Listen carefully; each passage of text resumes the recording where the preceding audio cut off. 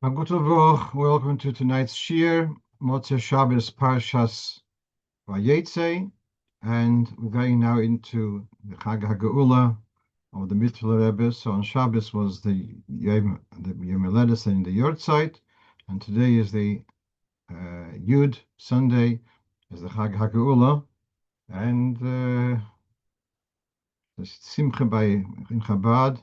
And so if we go a little bit nostalgia of Farbrengen, so you'll understand where I'm coming from.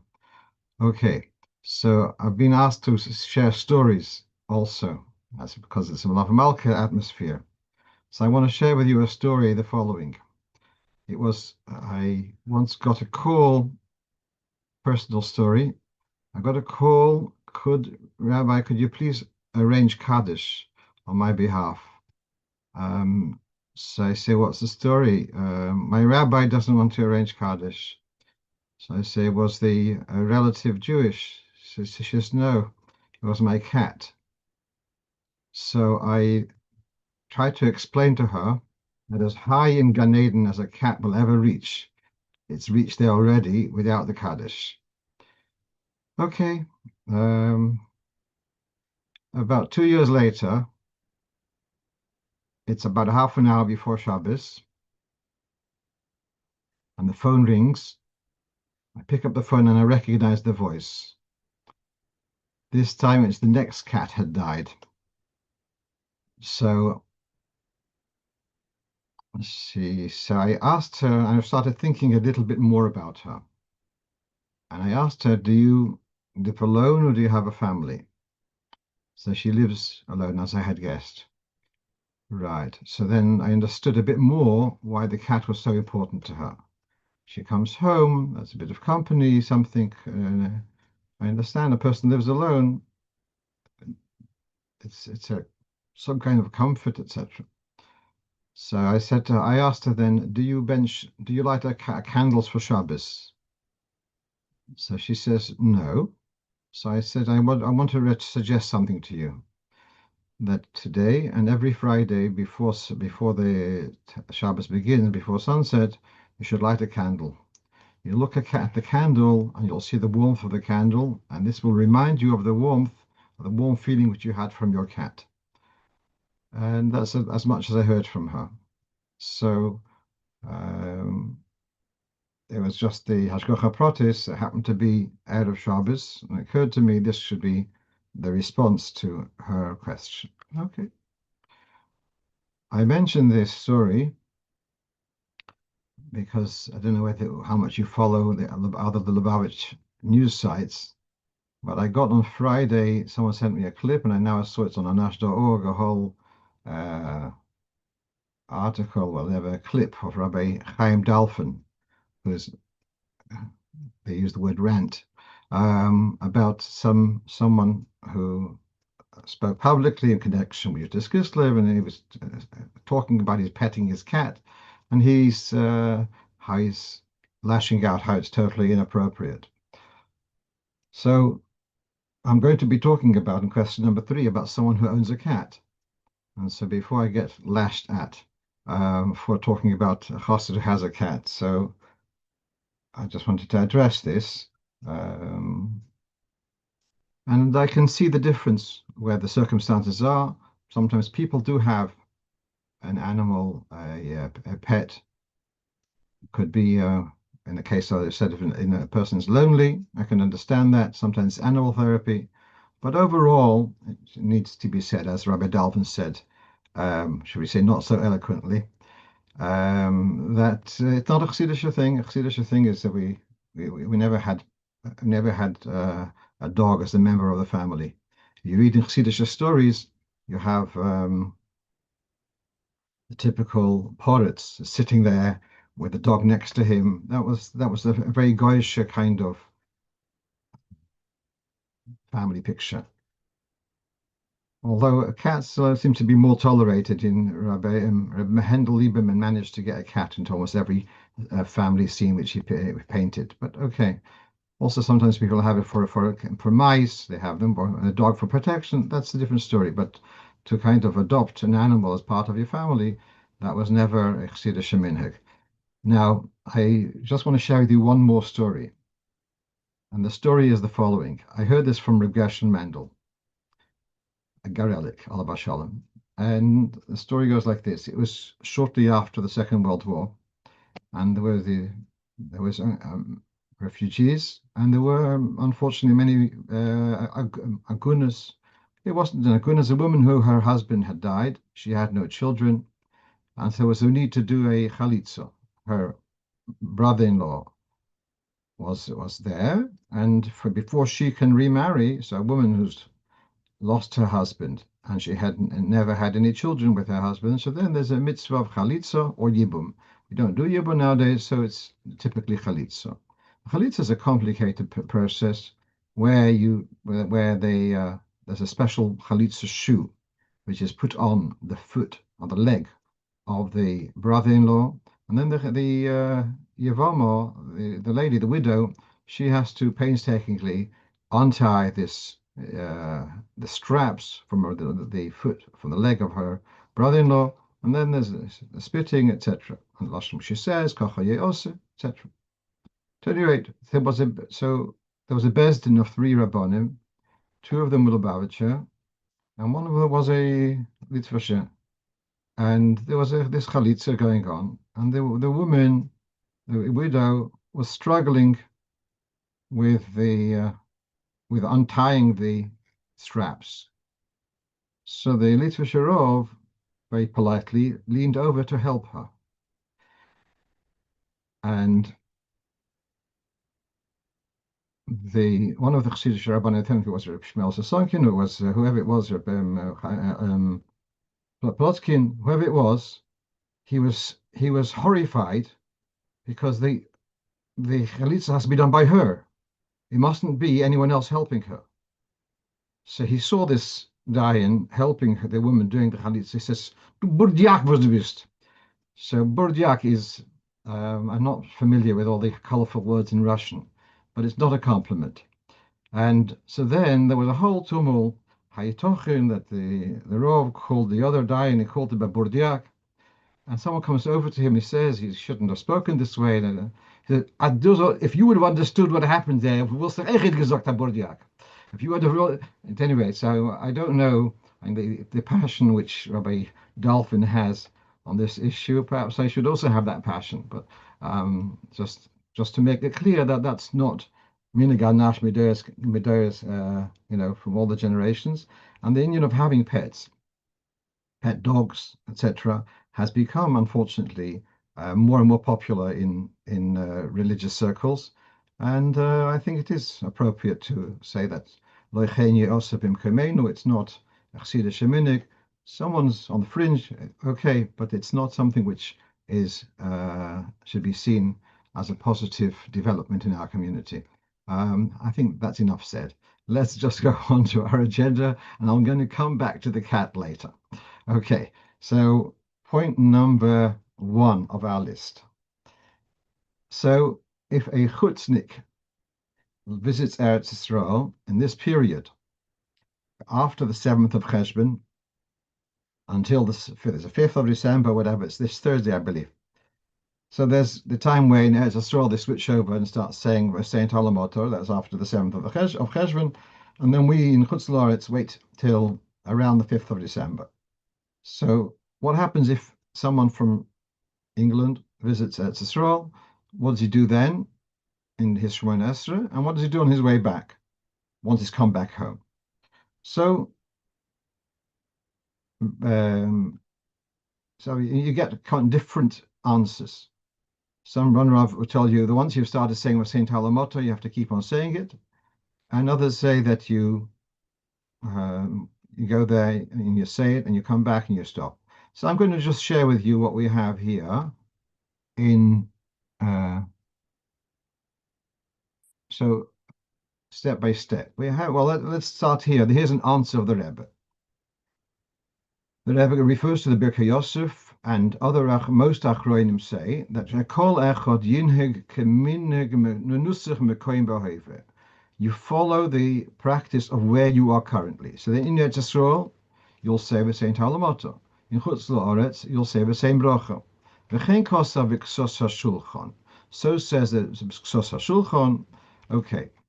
Now, so let's go and see this Birkei. He quotes the Birkei Yosef. What you have on the top of the screen is in the Shulchan Aruch, we have a commentary in the margin called the Sharit Shuvah.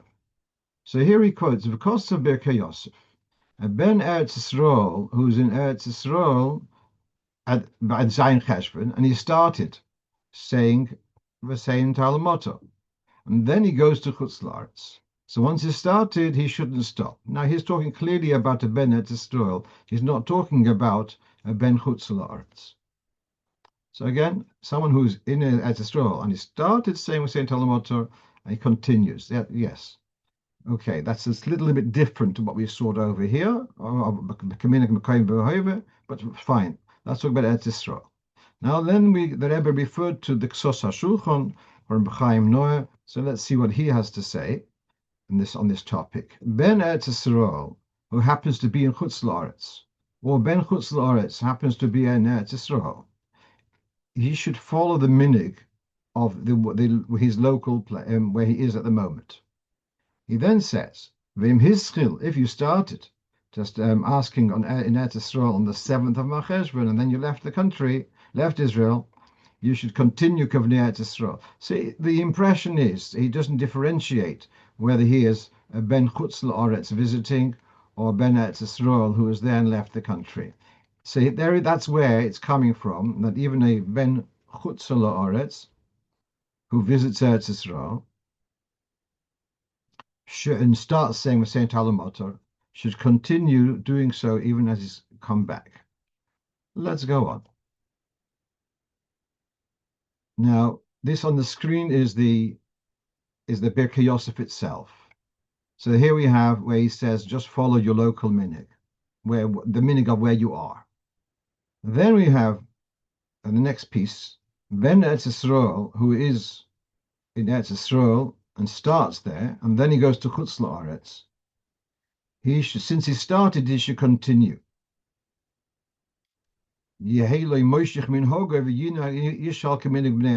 So despite him saying, follow the minig of where you are, but once you've started, Ben Eretz Yisrael, he continues to say V'sein Halamot, unless he's the Chazan, obviously.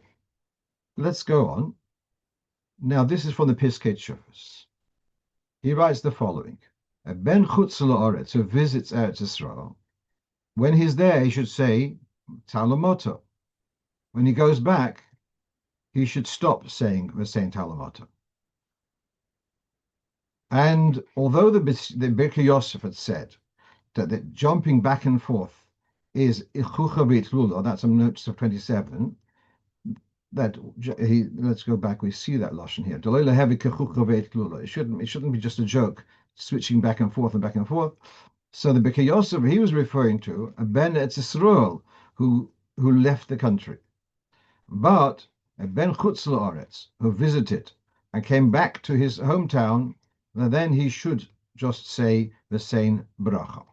This he quotes from the Divrei Yatziv, that's the Klusenberg Rov, and the Shragameh from Refavish, Schneebal, and Minchas Yitzchok.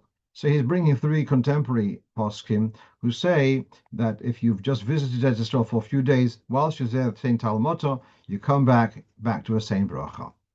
Just to add a little bit more to that, if you see that he then quotes V'yesh oimrim. Now those who say that once you started, you should continue saying V'sein Talamotor, not in Birchas Hashonim, but in Shemei Tefillah. And then he should say Kenusach Hanal. What's Kenusach Hanal? He says like this: you're in Chutz La'aretz, you should say V'sein Talamot Livrocho, Be'atzeinu Hakadoisho, V'chol HaMekayim Satzichim Lekach. That's rather a long text and a whole new innovation. And it's to be said as Shemei Tefillah. So no one seems to be saying that he should continue saying V'sein Talamotor in Birchas Hashonim. So just to summarize, and that's what we wrote in the Kitzur Shulchan Aruch, although generally the Kitzur Shulchan Aruch is, what we've added is Minhagei Chabad, but based upon this letter of the Rebbe, there was written there, and also this Piskei Teshuvos, that a chutznik who visits Eretz Yisrael, whilst he's there saying V'sein Talamotor, once he leaves the country, he switches back to the same bracha until the end of the week. Right, let's go on. Question about someone asks, is it okay to leave the Negelwasser bowl with before you go to sleep, to put it under your bed? I can understand the reason for this. I'm sure you've had the incident of children or adults knocking over the Negelwasser and then you washing your carpet kind of thing. And so it's safer if it's under the bed. The thing is that we know that in the Gemara it talks about that putting food onto the bed is going to endow them with the Ruach Ra. So does Ruach Ra help for Negelwasser, or does it? So this is actually, there was a Rav in where was he? Was it? Perhaps it was in Podovich actually. His name was Rebbe David Rabinovich Toimim. In short, the Yaderes. Great Gaon just over about 100 years ago. And he writes this question. If you kept the water underneath a bed, is that going to help to remove the Ruach Ra, which is required, which is accomplished by washing Negelwas in the morning? Because it says in the Gemara that stuff under the bed is has the Ruach Ra. So even though the B'diavad, there are those who say that you don't have to get rid of it, although in that way, generally we are machmir, by the way. If you had food under the bed, etc., we generally would say don't use it. There are those who are mekel, but perhaps they're not going to be effective in removing the Ruach Ra. So the bottom line remains that we don't leave the Negelwasser bowl with the fresh water under the bed because of the concern of it acquiring Ruach Ra. It's not going to be much use for Negelwasser in the morning. So that remains. Okay, so here the next piece, actually, the story with the cat is a fascinating shaila. So the story is like this. This young man or middle-aged man lives alone in a small flat, and he has a cat. And he's concerned that when he goes out of the flat on Shabbos and he closes the door, he's effectively trapping the cat in the apartment and is doing an issur of capturing an animal, which you're not allowed to capture an animal on Shabbos. This was his question. Now, I think it's a very good question because, as you can see at the bottom over here, he saw a Shulchan Aruch. It says Chosul dinoi kishar chaya, that a cat has got a din of another chaya. So that's where he's coming from, and that's why he was concerned. Is he doing something wrong by closing the door when he leaves the house? So, um, so this is in Simon Shin Tes Zayin, and it talks about domesticated animals. And he differentiates. He says the following: Chaya v'oif. If you have what would be called a wild animal, an animal of the wild, doesn't mean a fierce animal, a deer, for example. If you've got your pet deer in your house or a bird, you breed deer in your house or in your chotzer, or you've got geese, you've got chickens, you've got doves. If you would now, you've got, let's say, you've got in your house, you've got, or in your garden, you've got these animals, and you then trap them. So he says, you're potter. You're not guilty of trapping. Now here's a fascinating explanation. He says they are already trapped. If they were doves which live in the attic or something, no, they are more, and they are more free birds. But here, look at the Lashon here. Mash'enken, the birds which are bred in the house, since by nightfall they're going to come back to their cage, and then when they come at night, it'll be easy to catch them. And because when they come home at night, then they're not going to run away. They want to have their supper or their bed.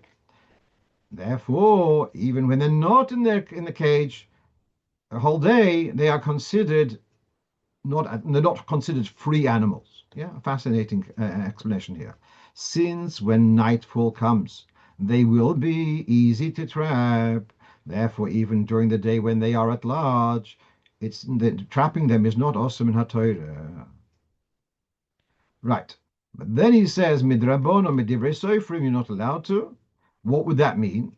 Lirdei facharein, to chase one of these animals or birds and to chase them into a narrower place where it'll be easy to catch them, then that would be also midrabanan.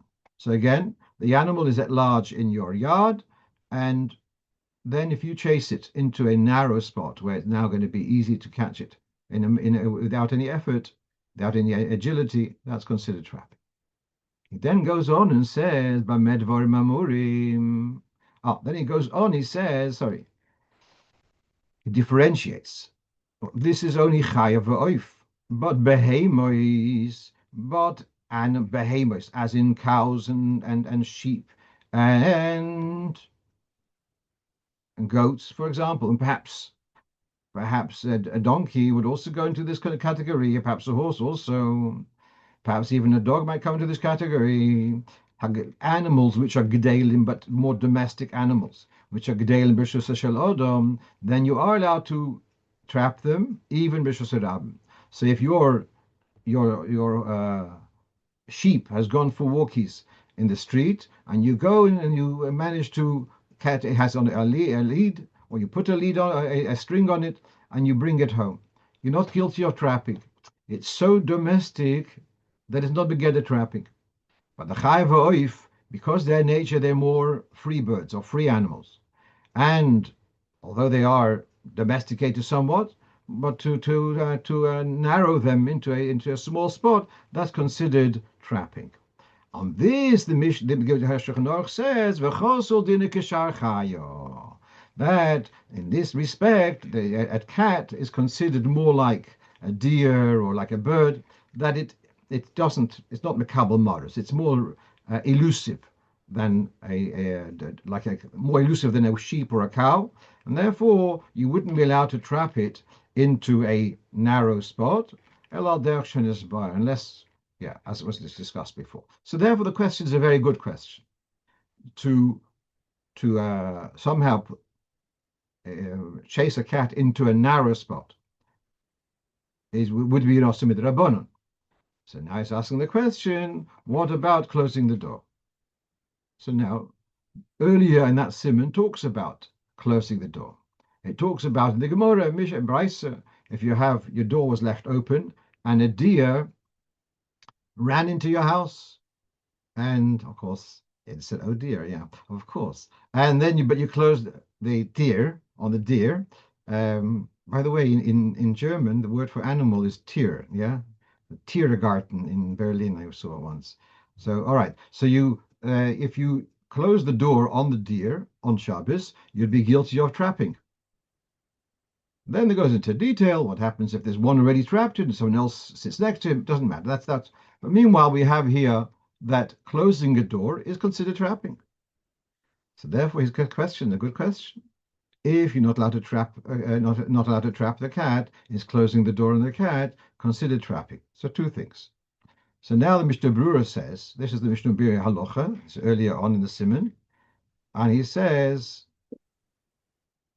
that the Isur would only be when it's in a narrow spot, if it's a bias godel, if it's a large space, or it's a bird which is already used to your place, where it's only Isur Drabonon, to narrow on it. Yes, loimed kaigavno legozral psichas hadeles, achei shekvar nitzed ksas pam achas. He said, quotes from the Pri Megadim, that the animal which is in Mela, what we said before, narrowing it into a narrow spot, that it would be also midrabanon. But closing a door is not as chomer. That's the Mishnah Berurah says it's okay. So number one, it's okay, yeah, because he said that closing the door is not a direct engagement with the animal to trap it. Therefore, he says it's okay. And then I want to share with you one more thing, which I found also as doing research, and that is from the Chelkas Yoyov. So the Chelkas Yoyov lived in Poland pre-war. Koch sich stark in Alter Rebbe. I remember Rabbi Mentlik quoting him in his shiurim. Possibly he had even met him in pre-war Europe. At any rate, he says the following. You open the door and you're standing in the door. At that moment, the animal is not free to run out because you're standing in the way. And therefore, when you close the door, you haven't wrapped because when the door was closed from before Shabbos, the animal was how do you say was restrained. Yeah, whatever restraint it is, but it was restrained. When you open the door, it's not as if the animal's at liberty to run away because you're in the way. Therefore, it hasn't been set free, and therefore the fact that you close the door, you haven't restrained it because it was restrained the whole time. That's how he comes up with the second, with his explanation with the Moed Avram. So therefore, on two counts, I would say this fellow is allowed to leave his house. Number one, the Mishnah says that closing the door is not a problem for an animal which is free within the house. And number two, the fact that you're standing at the door is also means it was never released, and therefore it's not a problem to close the door.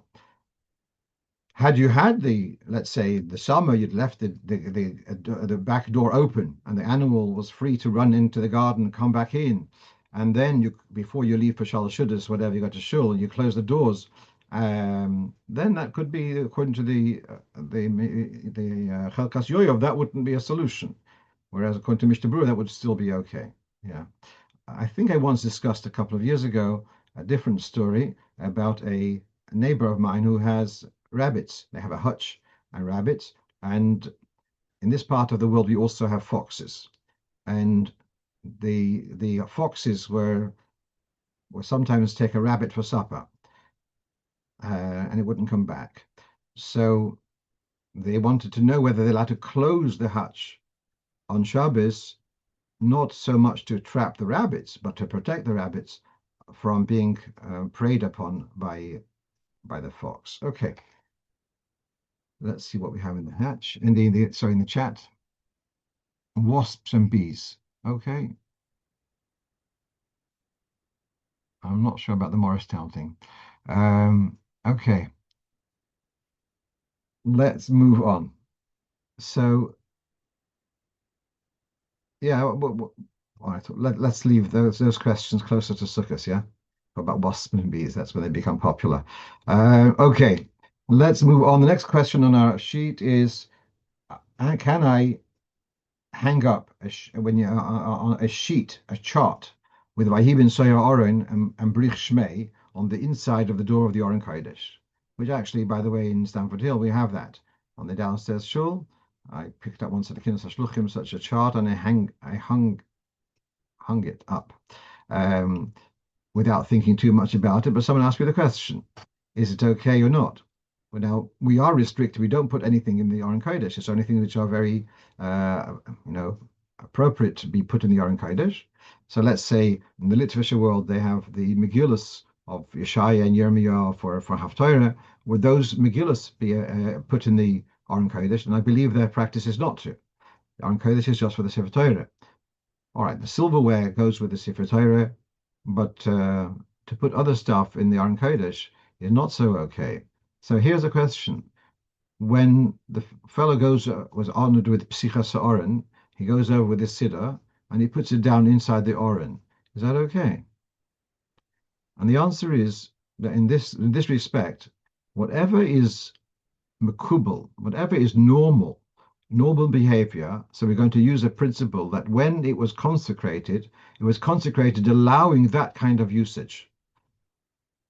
So if it's normal for a person to go for psich and put a siddur in the Aron Kodesh, for that is an allowance for that. And so by the same token, to put up a chart with Prich Shmei, since I think it's a fairly common thing, it's not worse than the siddur, so I think that's okay.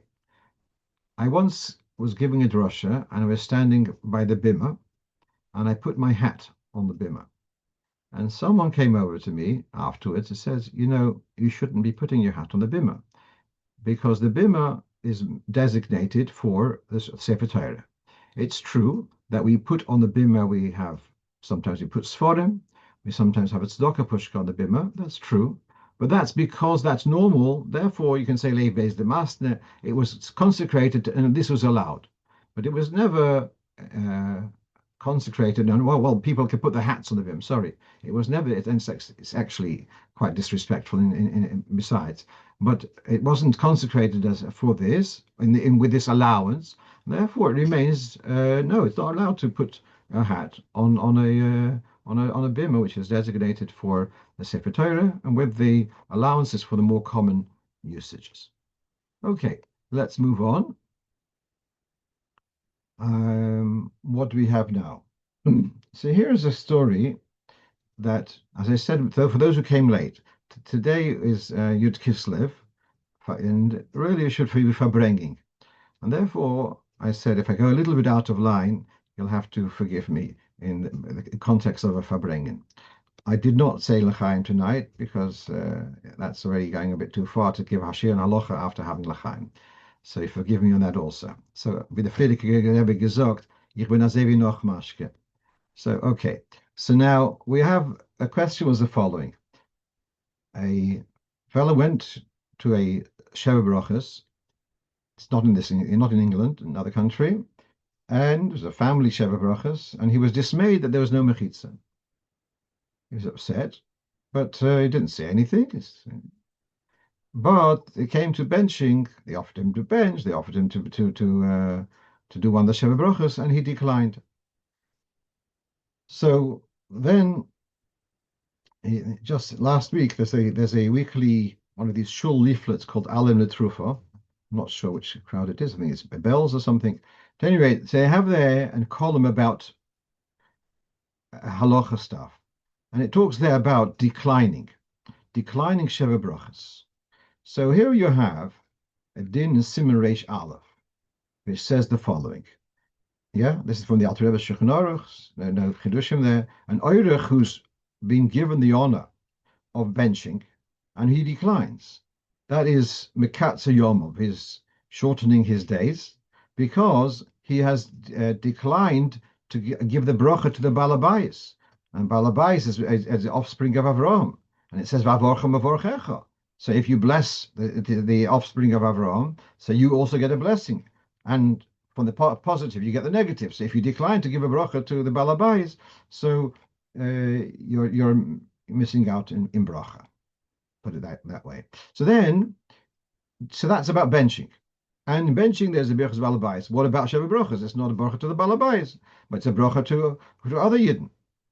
Within part of the Sheva Brachas is bracha to the Mesubim, etc.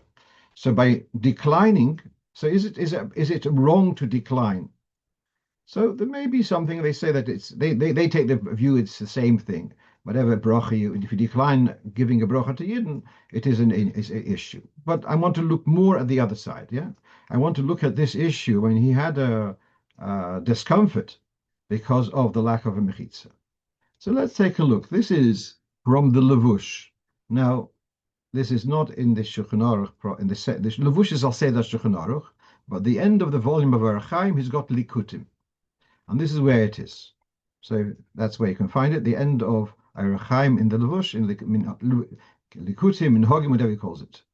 Yeah, but he says here that Sheva Brachas you have to have at least 10 people, 10 men, as we have the story with Boyaz, and it was for Birchas Chason. Then he quotes from the Sefer Chassidim, wherever there's men and women seeing one another, like at a Sudas Nisuin, at a marriage wedding meal, one should not say that there's joy in his abode, referring to Hashem, because she'ein simcha lifnei HaKadosh Baruch Hu, sheyesh bo hirhurei aveira. There is no joy before Hashem when there are thoughts of aveira, when there are inappropriate thoughts. Adkan. So this is what he's quoting from the Sefer Chassidim. That one cannot say, and this is it's a well-known thing. You can't say Shasim Chabemoine. We'll come to this more in detail later. The Levush then says, "Ve'ein is horin achshav v'zeh." Nowadays, this is 400 years ago, a bit more. That people are not particular about that. Ve'efshe mishum de'achshav mergoles hanoshim harbe beinu hanoshim. It could be because nowadays women tend to be amongst men much more than they used to be. Ve'ein kan hirhuri alvera kolkach, and therefore the inappropriate thoughts are not so much there. Then he says, "Dedamyon alon kaka kechivri." Now there's a story in the Gemara, I think, with Rabbi Yochanan, and they said he picked up the color and he said how you could do that. As he says, to me, it's like a white goose. That's the kaka kechivri. He has no lewd thoughts. So he says that possibly the fact that because the social interactions have changed, the style has changed, therefore there's not so much hirur as there used to be. Because the lifestyle has changed, there's much more mingling than there used to be. The cave and the doshu, once it's become people have trampled on it. In other words, it's become used to it. So the Levush actually, whilst he's quoting the Sefer Chassidim, but he himself is a little bit forgiving. Yeah, right. So why don't I share that with everyone? Okay, but let's move on. Now we have here two other quotes. One is the from the Rebbe, and the one above on the top is from the Chofetz Chaim. So we'll go first to Chofetz Chaim, but just to flash back, we know that the Rebbe had a major milchama in a major campaign to insist on having mechitzas, bechasanas. Came to America, and the mantra of America is Anders, and so they didn't have mechitzas. And the Rebbe pushed very hard, and sometimes it's very difficult because you're talking about families from not Balat Shuva, etc. And there's been a lot of struggles for people to have a chasna with a mechitza, and people have pushed to keep to that standard. And okay, and so let's take a look here. First of all, here from the Chofetz Chaim. This is Chofetz Chaim has got a sefer called Ahavas Chesed, and he writes here that it refers to the Bach. The earlier part was about mixed dancing, where he's really lashing out heavy, and then he quotes the Bach in Even Ezer, quoting from Minhagim. When there's a Beichupa men and women in the same room, one should not say Hasimcha b'moinoi, because there's no simcha when the Yetzer Hara is governing. And then he quotes also Beis Shmuel and Birkei Yosef, says that it's already written in the Sefer Chassidim, and what we just saw. And then he quotes Sefer Chassidim in another place. Don't when it says Aus Tisbach Masula b'mochil on her own. Okay, so this is the Chofetz Chaim quoting from the Bach of the importance of not having men and women together in the same room, because then you can't say Shasim Chabemayne. Now, in Shulchan Menachem, which is a sefer which is put together most of the Rebbe's letters on halacha and minhag, so now there's 3 letters about this topic. One is a longer letter, but I'm just going to read this shorter one. You've written that you've been told, this is someone has written to the Rebbe, you've been told that in the reference to the mingling of men and women by a chasana, al pi halacha, it's only an issue about saying shasimcha b'moinoi. But other than that, it's not a problem.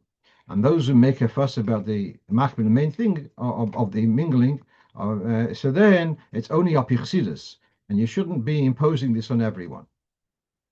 So this is the person's challenge to the need for a mechitza, etc.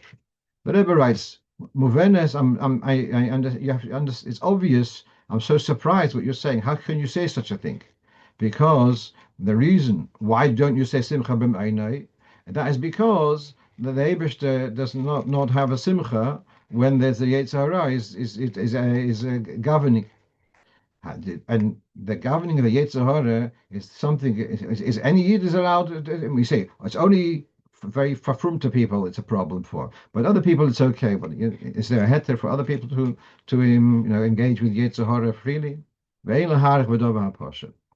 Rebbe also in the long letter talks about he writes to parents who they were insisting not to have a mechitza. He says the mechitza brings simcha b'ma'inoi, and then that simcha brings simcha to the chas and kala, and for the rest of their life, for the next few decades, they'll be married Be'ezus Hashem, so they will have a greater measure of simcha. And you want to sacrifice that simcha for all the rest of their lives for what? For an indulgence for which is going to last for a few hours, and because of pressure from neighbors, etc. Call upon him. So and I just want to also address you hear sometimes people say, you know what, we'll put up the mechitza just for the Sheva Brachos. So, and that's a bit of a nonsense. Is it a simcha b'mayna or not? If you realize that it's not appropriate for the whole meal, not just you become frum when it comes to benching. So coming back to the question, yes. So is there an issue of declining to declining to say Sheva Brachos, there may be something, yes, there may be something negative about this. But on the other hand, if he felt so uncomfortable because there's no mechitza, I think it's he was justified in declining. That's I think is right. Right. There's an expression in Yiddish, "Zok de Schnur and made the Schwiger." You're talking to one person, you mean someone else. So we're discussing this, and there are people out there who some will listen, and Bez Hashem will take it to heart and be more careful about it. Right. Now, someone asked me the following question. This is point number 6. And if someone had missed Musaf, so it says you cannot, if you missed, you missed Mincha, you'd have to daven twice. Ma'ariv, if you missed Musaf, they say you can't make it up later. Why? Because it's corresponding to Karbonis. If you ask, well, aren't all the Shachas Mincha and Ma'ariv all corresponding to Karbonis? So why is Musaf different? So he had read it in the Kitzur Shulchan Aruch, and I looked up in the Alter Rebbe's Shulchan Aruch. Is a little bit more explained. So let's read here. You can see it on the screen, and that is from Sim Kuf Ches. It says here the following. Now you know that Musaf L'Chatchila you should daven before 1 hour after Chatzos, but b'diavad you could daven Musaf a whole day, and if you daven Mincha you can still daven Musaf, yeah. But then he says if the whole day has passed, and you didn't daven Musaf, you cannot make up for it because when you're going to read the Musaf with the Karbonis. But the Karbonis, you have the idea, Ovaz Mane Batul Karbonis, once the time has passed, you cannot compensate for the missed Karbonis. And the Karbonis of the Musaf, the 7 brachas of Musaf, is Mishal Maporim Sosenu, to offer our through our lips instead of the bulls, we're going to offer with our lips. And in this respect is Ovaz Mane Batul Karbonis. By other tefillas, they are not just to make up for the missing korbanos. Other tefillas is bakoshas rachamim, and bakoshas rachamim can be any time. So the other tefillas, other prayers can be done any time of the day, and therefore you missed one, you can make up for it later. Whereas Musaf is very much related just for the korbanos rather than rachamim, and therefore if you missed the slot, unfortunately you cannot make it up later. Okay, so now I'm going to go into the next question, and that is someone was at the Kinus and he put down his hat somewhere and came back, he found a different hat. And so now it looked very similar to his. So is he allowed to wear someone else's hat instead of who we're guessing is wearing his hat? So the way you read it in Shulchan Aruch is simply that's not okay, yeah? So it has here, mission is chalful, you went to Beis Oval, Beis Hamishte, and you took off a garment and you left it and you hanged it up, and then you come back and someone else has taken yours and they've left theirs. You should not use the exchange, even if the other one is using yours, because you're a Gazlan. And even he's a Gazlan, but you're a Gazlan in a Gazlan. So that's the way it's described in Shulchan Aruch. Having said that, contemporary Sforim are more lenient on this. And they say a couple of arguments. He says, nowadays, things are different in the respect that clothes are the kind of thing which you can buy them very easily. It's not like in times bygone, people made their own clothes, or they had them made tailor-made, and so it's my garment. It's not the same as your garment, yeah. And it's much more personalized nowadays. I think they're easy to replace, and there's not much difference between my shirt and your shirt, so to speak. And on that's one basis to say that nowadays you would be allowed to.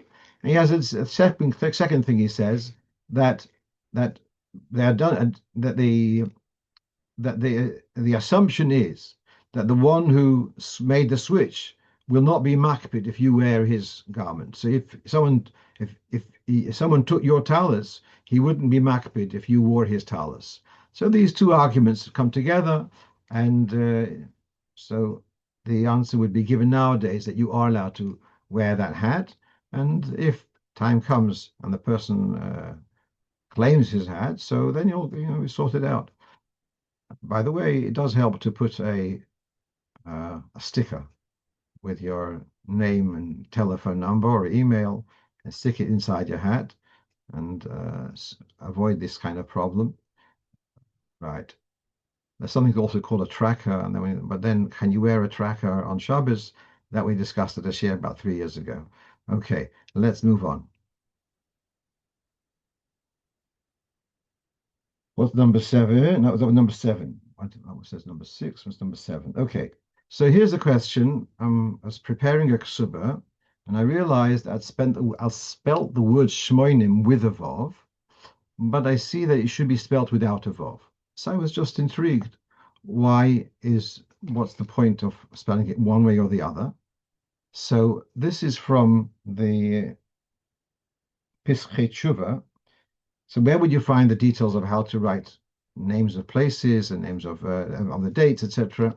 So you have in his Shulchan Aruch Gittin.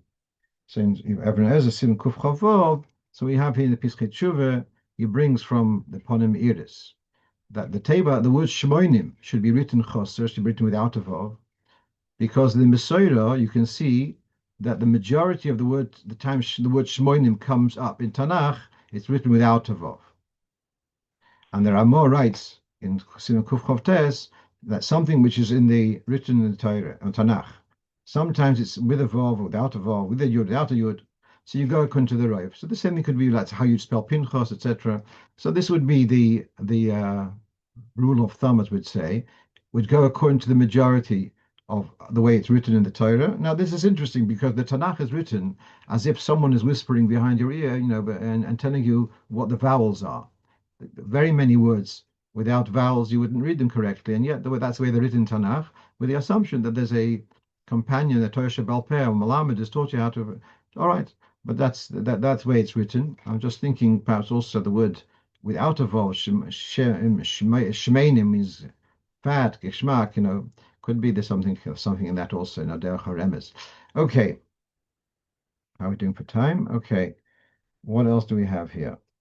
So someone asked me on the end of the week that in recordings we hear the Rebbe putting the dot before Bechemla. So that's in Moida Ani lefonecho melech chai v'kayim shehechzarto binishmosi Bechemla Rabba monosecho. So we all know about the dot after Bechemla. That there's a whole story of the Rebbe Rashab and his brother, and one asked the other, why is there a dot before Rabbi Monosecho? The Razo asked his younger brother, the Rebbe Rashab, who was about 5 years old, and the younger brother said, because we have to take the Monosecho, the dot, and you have to spread it through the whole day. Something on those lines. Okay. But the simple thing is that if not for that dot, the word Rabo could mean Chemlo Rabo, in great compassion, or Rabbi Monosecho, that your trustworthiness is great. So in order to clarify that the Rabbo is describing Monosecho, therefore there's a dot before the word Rabbo. But he's asking that the Rebbe would say Shechazati binishmosi bechemlo, Shechazati binishmosi bechemlo, as if there's a comma before the word bechemlo. So the answer is very simple. The bechemlo is not referring to the nishmosi bechemlo. It's referring to the shechzarto. You've restored my neshama with compassion. So shechzarti bi bechemlo. What did you return? My neshama. So, but there's as if there ought to be a comma after shechzarti minishmosi. How so? It's describing that verb of shechzarti minishmosi is with chemlo. So simple. That's just the way the trop should be. Now, the final thing which we have on our list is I got into a whole minefield because I was talking about the bracha on rice. And then, I told a story last week, Rabbi Shmotkin, Rabbi Chadakov, if you remember. And then I rambled on into the bracha on rice cakes. I said the bracha on rice cakes is Hadomo, and then rambled further and said, what about the bracha on Rice Krispies? And I shared with you this from this sefer called Sharia Bracha, and he says that Rice Krispies are, well, according to Mr. Brewer, is Mazonas, and according to us, it will be Shahakal. Why? Because it goes through a stage of cooking in between. So he differentiates between rice cakes, which are just popped rice, and Rice Krispies, which go through a stage of cooking in between. And then something, that light bulb moment, if you want to call it, then if that's the case, then we have a problem with Bishul Akum. And I mentioned about Pringles. So here we are. So this is from a sefer called Bishul Yisrael, a very contemporary sefer, and he talks about Pringles, and he says it's a snack made from potatoes. He says, L'choire, if it is made from potato powder, which is made by Goyim, and then the Pringles are made by Goyim, you should be machmir even if though you make on potato chips, because once they're cooked, then becomes maybe once the potatoes are cooked, so the mashed potato is edible as it is, so therefore it's already bishalakum. And so then the fact that you then made it into Pringles, what happened to the issur? So this is what I shared with you last week. I shared it from memory. I didn't see. I'd heard about this, and that Pringles need to be bishul Yisrael. So now, if that's the case, then now I have the same problem with Rice Krispies. So this same sefer, Bishul Yisrael, he writes the following. He writes, Rabbi Shmuel Felder tells him that the way the rice is made, Rice Krispies, they don't cook the rice. They just soak it in water, and then they throw them into a hot chamber. And of course, in that form, it's not olal shulchan malachim, it's not a kosher food. So he says it's not cooked. So now we have a machlokas between Rabbi Felder and Lahavdil Rabbi Google, Rabbi Wikipedia, who says that the milled rice is then cooked in large industrial cookers with water and a lightly sweetened malt flavoring. This cooking softens the rice, making it easier to puff later on. So it's not what exactly happens. Does the rice get cooked in the process? Now, so let's step back a bit. We have the soif maaseh b'machshava tchila. I have a long process, and the end of the process will be a food which is going to be a breakfast cereal. It's not going to be oil al shulchan malachim. But in the middle, there's going to be a stage is going to be oil al shulchan malachim. So do we look at the full picture, or do we say no? Well, at a given moment, halfway through the process, it was oil al shulchan malachim, although no one had intended to do that. So I gave this over last night. Actually, we have on Friday night after Ma'ariv. I share a few of these points from the Shir. So someone said to me, Rav Padve has an interesting proof to be made. There is a halach in Shulchan Aruch about butter, about goyshe butter. Now goyshe butter, is the lashon of the Shemchaber is ein limchus bi'alim mekilim. Goyshe butter, I'm not talking about nowadays, because nowadays they've got additives. But back in the day, so goyshe butter was just, since it cannot be made from any other milk other than cow's milk, therefore it's goyshe butter was considered okay. The goyish butter was first from milk. When it was milk, it became bachal vacuum. So then they made the milk into butter. So what? But the time when it was milk, at the same time that which you had before, where was it? Apparently, that's not so obvious. Since there's a plan to make it into butter, therefore the interim stage doesn't seem to be such an issue. So if so, you could use the same argument here with the Bishul Akum story and say, since the cooking of the rice is only an interim stage, and then the intention of the whole process is to end off with a breakfast cereal, which is not a choshev food, and therefore not Bishul Akum, so the cooking in the middle doesn't matter. All right, I'm ready to give you that. But now I'm going to ask you like this. When it comes to Bishul Akum, you've said you've ignored the middle stage. But it came to Birchas, to the Bracha, you said, no, it's not Hadama. It's Soif Ma'aseh no. You've said that the Rice Krispies is not the same bracha as the. Let's go through this again. Why is the rice cakes? Why are they Hadama? We say like this. The Gemara says that rice is bracha mezainis, oires the bracha mezainis. Why is that? Because the entire populations, this is their staple food. Rice is their staple food. But in the rice cake form in popped rice. That's not the norm of these populations, and therefore it remains Adama like popcorn. That's why I said last week. So now the same thing can be said with Rice Krispies. That it's not a normal food, as a not a stable food. I'm not talking about breakfast. I'm talking about, well, yeah, as a proper meal. So now, was es zu sagen? It went through an interim stage of cooking. But for Mishal Akim, you ignore the interim stage, and you said you're allowed to eat it. So why, when it comes to the brocha, are you saying the mid interim stage changes its brocha? Yeah, this is my contention that uh, the solution, which or whatever the position which this Rasharia Broch is saying, why he says it's Mazoinus, or according to Chabad it would be Shahakal, that doesn't fit with the heta which is given as far as having to have Bishul Israel. That's my headache for the moment, and thank you for allowing me to share it with you. I'm going to stop here. Wish you all good tavoch and a chag geula in isvaduyas peilos, sorry, and we just go from this geula to the geula shlema of Mashiach Tzidkenu, and Eliyahu should already be mevased the geula here of Yameinu. Amen. Thank you, Shabbat Tov. Good tavoch.